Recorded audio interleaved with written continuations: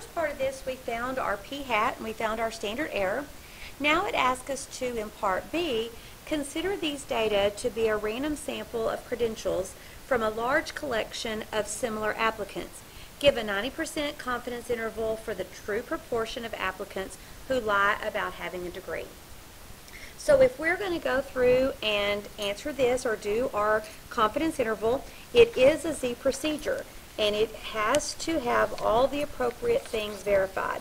So the first thing we have to do is make sure that we know our population of interest.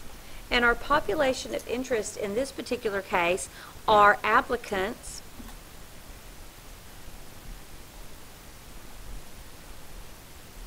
for managerial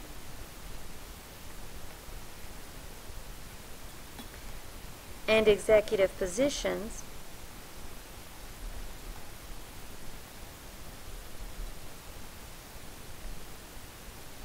in U.S. companies. Our parameter of interest is our p-hat. That is the proportion who lied about having degrees.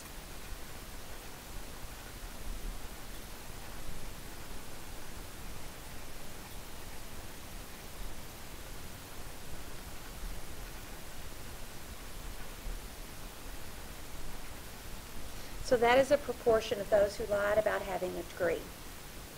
The next thing we want to do is we want to verify our conditions. First thing up, we have to have a simple random sample, which it tells us right here that this is a random sample of credentials from a large collection of similar applicants. So we're good there. Next thing we have to do is we have to make sure that our sample size, or that our population, is at least 10 times larger than our sample. In this case, our sample is 84. And I would say in the United States, there are probably more than 840 applicants for a managerial or an executive position at a large company. So I would say yes, that the population is at least 10 times greater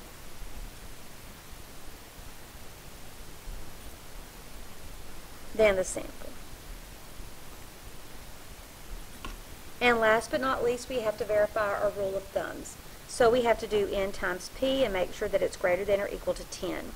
So if we're going to do that, n times p, our sample size is 84. Or we can't really do p because we don't know it, so we have to go with our p-hat, and our p-hat was 0.179. So if we do 84 times 0.179, we're going to get 15.036. Obviously greater than 10. N times 1 minus p has to be greater than or equal to 10. So that's going to be the 84 times the 0.821. 0.821 is greater than the 0.179, so this is going to work. But if you want to put an actual number to it, it's 68.964. So we've met all of the conditions, so we're ready to do a confidence interval. When we're going to do a confidence interval, remember that we're going to do our p-hat plus or minus z star times the standard error, which is what we already found. You can plug in those numbers, you can look them up. I'm just going to do this on my calculator really quickly to show you that you can also do your confidence interval there. So we're going to go to test, we're going to arrow down until we get to a 1 proportion z interval. On the 1 proportion z interval, you're going to enter in your x, which is the number that said that they lied. Not necessarily a success, but in our case they answered it the way we wanted it to. 84 is our sample size. Our confidence level is 0.9. We're going to calculate our interval, and we have got, in this particular case, 0.1098 to 0.2473. So we can say that we're 90% confident that the true proportion of applicants who lied about having a college degree that were applying for a managerial or executive position would be captured in this interval from about 10% of those to about 25% of those. Okay? The next thing we want to look at is what if we want to choose an appropriate sample size. Sometimes we have to choose a sample size to make sure that our problem is working out the way that we want it. So we have to be careful about choosing a sample size. We've done problems similar to this previously, so this is not a big idea.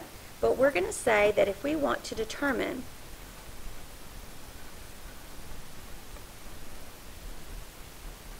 the sample size n that will yield a level C confidence interval for a population proportion P with a specified margin of error, which we're going to call M. We are going to set the following expression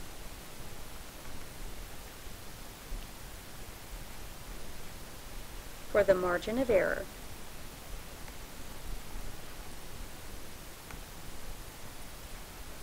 to be less than or equal to M.